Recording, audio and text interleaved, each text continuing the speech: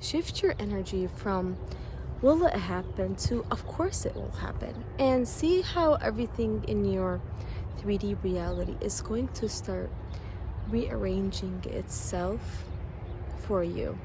It's not about trying harder, it's about embodying your desire where you're sure, you have total conviction that Allah subhanahu wa ta'ala is working in your favor and things are coming to you. Everything that is supposed to rearrange itself around you is happening, and you don't need to worry about it. You don't need to do anything to make it happen or to have it appear in your 3D reality. It's not about trying harder or hoping. It's about the energetic certainty that happens when you start embodying your desire and you stop waiting. When you're in waiting, you're in the state of waiting for it to happen. It's not gonna happen. When you keep asking, will it happen? You're standing in doubt. You're standing in doubt. You're not standing in belief with Allah subhanahu wa ta'ala and the unknown. You're standing in doubt. And doubt tells your reality to hold back. I know it's not what you want, but this is where you're vibrating. This is where your frequency is at right now. If you're waiting for something to happen, or if you're waiting for it to come to you, start embodying the desire right now as if it already happened. Walk like it, speak like it, talk like it. Walk like that teacher, speak like that doctor. What it is that you want, walk like that mother, like that wife, like that husband. And stop waiting for the other person to fix their circumstances or get out of what they're in or arrange things for you. No, that is Allah subhanahu wa ta'ala's work. You're looking at the other person and you're giving them your power. We are here to change our inner state, and so your only job is to change your inner state. When you change your inner state, things around you are going to rearrange themselves. All what you need to do is change your inner state, the inner world that you have, the universe that is within you. That's your only job. Your job is not to micromanage or control or manipulate things around you in order to get what you want. When it comes, it's not gonna come because you forced it to, as you're changing your inner world. It's gonna come because you embodied that version, because you feel like it's inevitable, that version of you that feels that it's inevitable. So everything around you starts reorganizing. And sometimes we don't like how long it's taking, and that's okay. It doesn't have to take time. Remember, Allah subhanahu wa ta'ala doesn't work in the time that we're thinking. How much growth do you still need? Where are you at in character, in your values, in the things that you're supposed to be feeling and thinking? Has your mindset changed? Was there a change in mindset? A change in heart? Change in heart. We walk around wounded. We walk around, having hate, anger, rage, frustration towards others. We don't know that when our heart is not clean, the du'as that we're trying to reach are running away from us. And then we go to the 3D reality, things around us trying to control situations and manipulate. And we get exhausted. What is exhausting you is the resistance that you're putting yourself in. It's holding you back from your potential, from becoming your best self. Once you're in a world, once you start doing the work within yourself, the changes within yourself, not outside of yourself. Stop looking outside of yourself. There is no situation outside of yourself that is blocking you from your blessings. It's all within. When you go within, things are gonna start rearranging themselves around you. Opportunities are gonna show up. People that you need are gonna come. People that you don't need are gonna go. Things are gonna fall off. Allow things to fall off as well. I know we resist and we want things to stay the same. We want the same people around us, but if you have energy vampires around you, if you have people who are draining your energy, you need to let them go. You can't take them with you to your new chapter. And if you resist, if you keep wanting to have that bad habit, if you keep wanting that person that's not doing any good in your life, if you keep wanting to smoke, if you keep wanting to have emotional eating in your life, if you're not going to watch all of these things, smoking is hard to stop if you're just trying to stop for the sake of stopping. Why am I smoking in the first place? Ask yourself, what is it that I'm feeling right before I light up that cigarette or I start smoking? What is it that I'm feeling right before that? That is your key. What happens right before I light up that cigarette? That's gonna tell you what you need to work on. And when you heal that part of yourself, you're no longer going to take refuge in the cigarette. You're no longer going to take refuge in smoking. You're going to find something else that soothes you instead. And that's the way to stop a bad habit, or engaging with people who are taking your energy, who are not benefiting you in any way, shape, or form. We seem to cling to these people for some reason. And find that reason. Find what feeling, what state are you in when you take refuge in that person. Broken relationship. So people are going to respond to you differently when you start doing the inner work.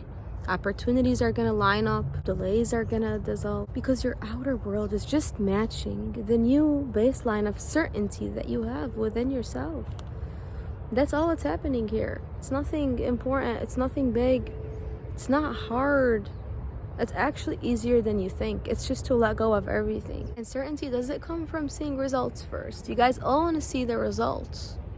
You guys all do some work a couple days and you want to see results. But that's not how it goes. Allah doesn't work in that way. We talked about divine timing and Allah's timing.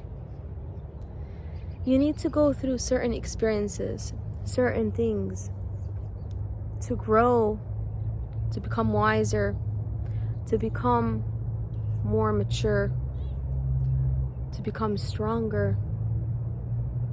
Or else you can't hold the blessing that Allah is giving you. Or else you can't be in the dua that you're asking for. Or else you can't receive the desire that you're asking for. Because if you receive it through manipulation and control, before you're ready for it, then you're going to lose it once you receive it. And I don't think any of you want to go through that. I think you'd rather become prepared and be prepared in order to hold it forever. Nobody likes separation. Nobody likes to be, to have their blessing taken away from them. And it's not punishment. It's just you got it in the way where it wasn't the time yet. Because you were rushing, because you were impatient, because things weren't aligned for you yet. When you feel that they're inevitable, they have to show up. They have to show up. There is no other way. Because your reality is mirroring your conviction, not your timeline. Your outer reality doesn't respond to how long you've been waiting or how long you've been working on something. It's not how it goes. It responds to how certain you are that this is yours. How certain are you right now? Ask yourself, am I certain that this is mine? How certain am I? If I'm certain, can I be more certain? Where do I have weeds? Where do I have bugs that I need to fix? It's not because something is wrong with you or you're broken that you're not getting it. It's just because you don't believe it yet. You're not certain. And if you say, I'm certain, I want you to become more certain right now. Become more certain. Work on that. Work on trusting Allah subhanahu wa ta'ala more and more every day. How can I trust Allah more today? How can I trust Allah a little bit more today? Ask yourself that question every day. And work on your inner world in that way. Work on the thoughts that you're having. Because those thoughts are creating those emotions. And those emotions and feelings and thoughts are all creating the reality that's around you. And we're going to be tested. It's not going to be easy with timing. Timing. I told you, timing is not in the time. We perceive it as the time. Oh God, I'm not ready. Like, it's not time yet. It needs this much time left. Or I want it in January. I love when you guys give me a date. It's not in the timing. And I love these glow sessions that we're having. I feel like they were such a beautiful upgrade for the energy that we're all sharing right now.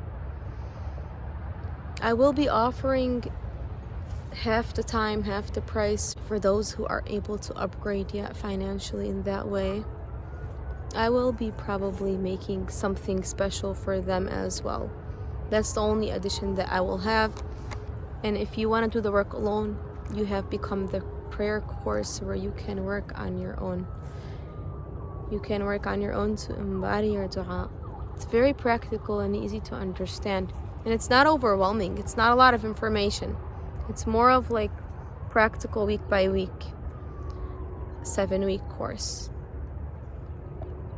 At the end of the course, you're going to have embodied your desire, embodied your dua. So even if time hasn't caught up yet, the moment you shift internally, you stop doubting, you stop waiting, you stop begging for signs, quit asking for signs.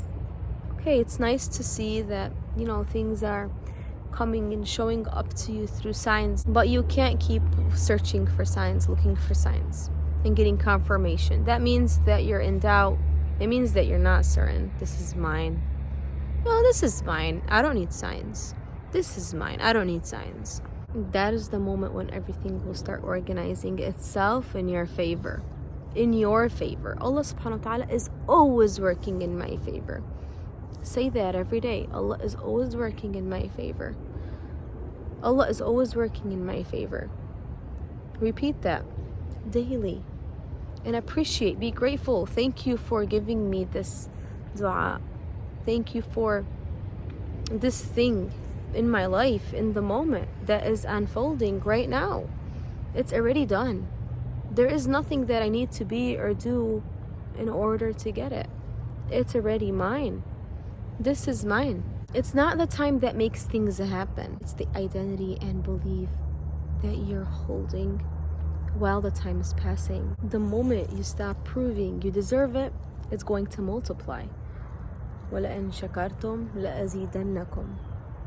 When you're thanking Allah subhanahu wa ta'ala, when you thank Allah, I'll increase you. In the Quran it says, when you thank Allah, it means you already have conviction. It's inevitable. It already happened. It's there.